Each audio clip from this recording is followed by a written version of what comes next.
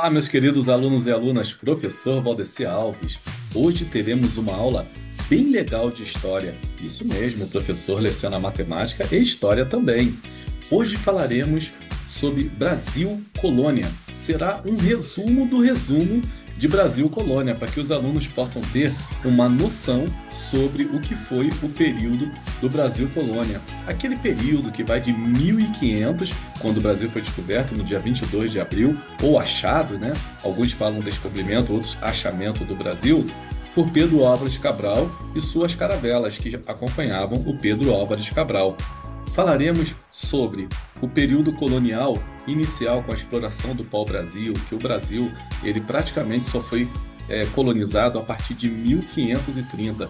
Falaremos do ciclo do pau-brasil, do ciclo da cana-de-açúcar, do ciclo do ouro, várias questões, as revoltas que nós tivemos no período colonial. Mas antes de iniciarmos aí o período colonial, nós vamos falar sobre a expansão marítima europeia, as grandes navegações, porque foi isso que levou o Brasil, entre outros países também da América do Sul principalmente, a serem descobertos. Então nós vamos falar uma prévia antes de iniciarmos a falar sobre o Brasil Colônia. Mas eu volto a dizer, é o resumo do resumo. E esse resumo, ele vai servir para quem vai fazer o Enem, para quem vai fazer alguns concursos militares, principalmente aí a ESA, que caiu a História do Brasil também. Vai servir para outros tipos de vestibulares e até mesmo para alguns concursos públicos. Nós vamos falar sobre muitas questões, sobre as capitanias hereditárias, Tratado de Tordesilhas, a invasão francesa, a invasão holandesa. Vamos fazer aí uma pincelada. E também vamos falar do processo, porque o Brasil oficialmente deixou de ser colônia de Portugal quando houve o quê? Quando houve a nossa independência. Porém, nós veremos que esse processo de deixar de ser colônia, na prática, começou com a chegada de Dom João VI, que também trouxe ali o Dom Pedro I, né, nosso futuro Dom Pedro I, em 1808, fugindo das tropas napoleônicas. Então nós vamos ver que praticamente a partir daí começa aí o nosso processo de independência, tá ok? Então eu espero que vocês façam um bom proveito dessa aula de história. Ela será narrada por mim, tá? E aí nós vamos trabalhar bastante aí essa revisão.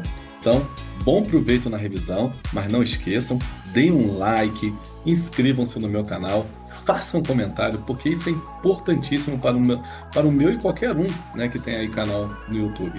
Um forte abraço para vocês e vamos viajar nesse resumo do resumo sobre o Brasil Colônia, a nossa querida história do Brasil. Um abraço e até lá!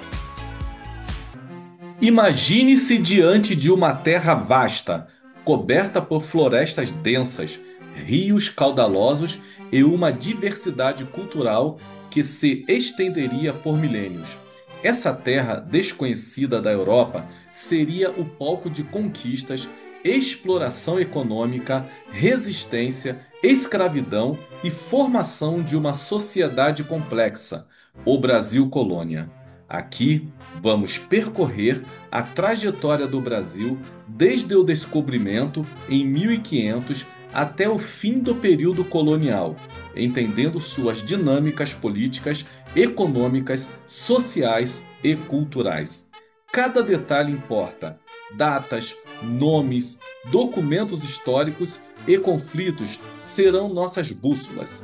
Como disse o historiador Caio Prado Júnior, a colonização portuguesa no Brasil foi, antes de tudo, uma colonização de exploração econômica, mas também de contato, choque e mestiçagem.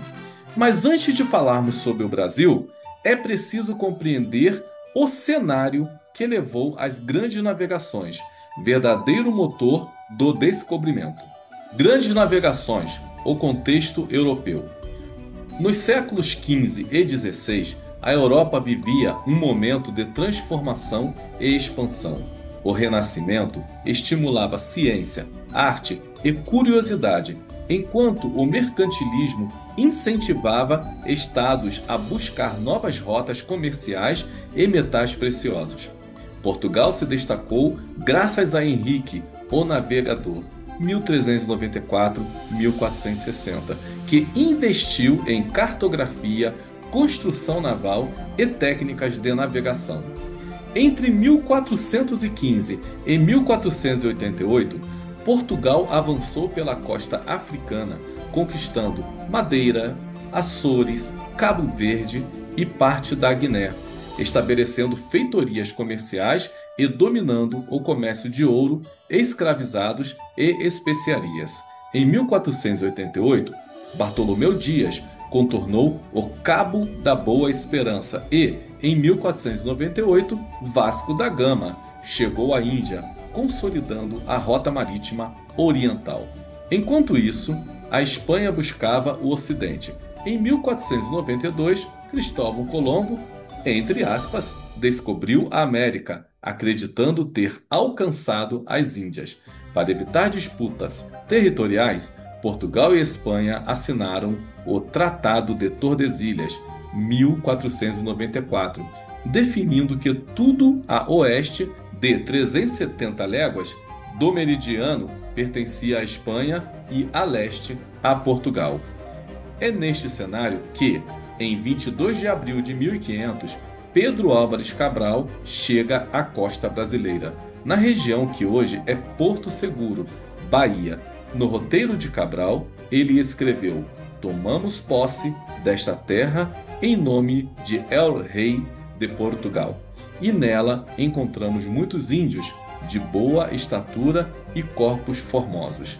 Esse momento marca o início da presença portuguesa, ainda que inicialmente apenas extrativa, com foco no pau-brasil. Período do pau-brasil, 1500 a 1530. Nos primeiros 30 anos após o descobrimento, a exploração do Brasil era predominantemente extrativa. Portugal estabeleceu o escambo com os indígenas, trocando espelhos, ferramentas e miçangas por pau-brasil, madeira de alto valor na Europa para tingir tecidos vermelhos.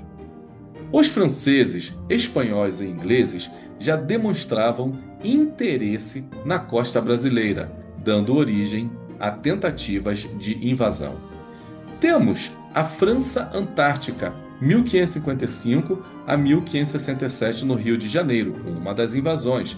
França Equinocial, 1612 a 1615 no Maranhão, também uma outra invasão dos franceses.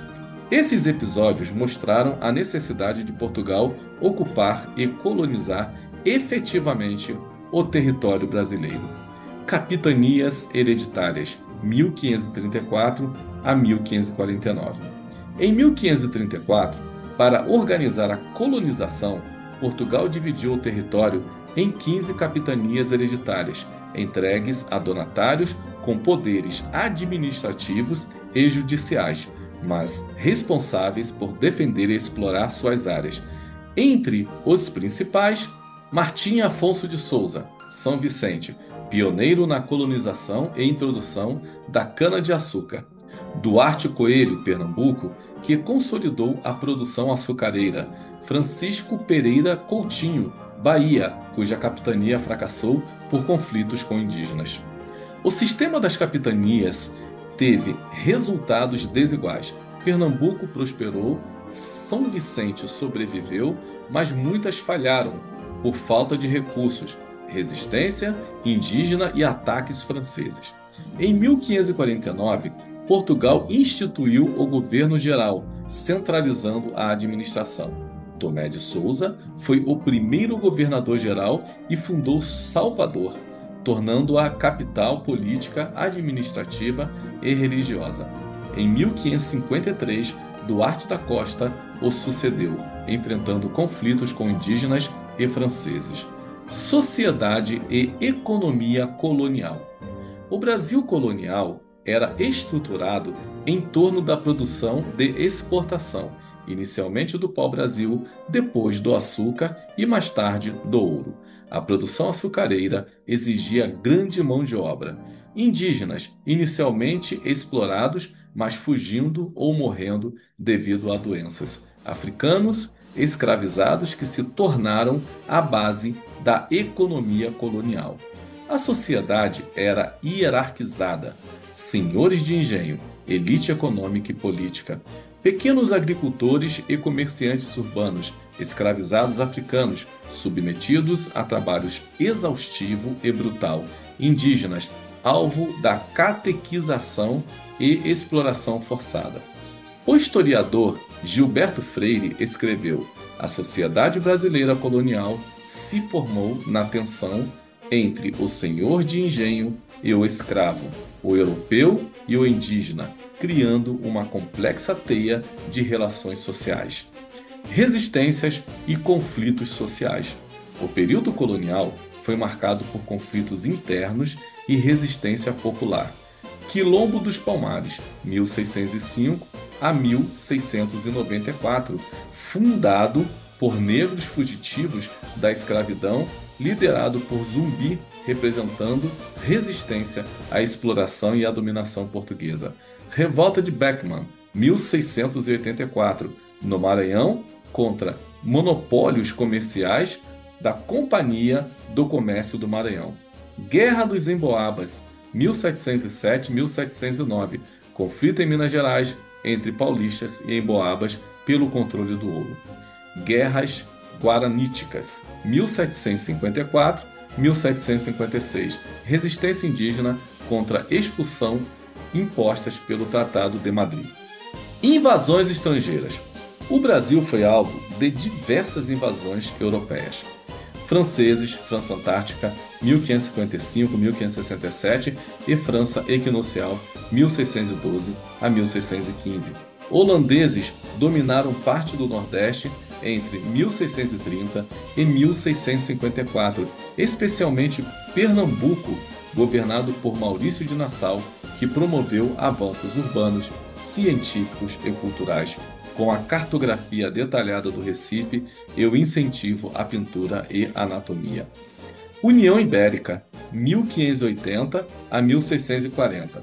Entre 1580 e 1640, Portugal e Espanha foram unidos sob a União Ibérica, com Felipe II da Espanha como rei. Isso teve impactos diretos no Brasil. O território ficou mais vulnerável à invasão de inimigos da Espanha, como holandeses e ingleses. O aumento da tributação e do controle sobre a produção açucareira.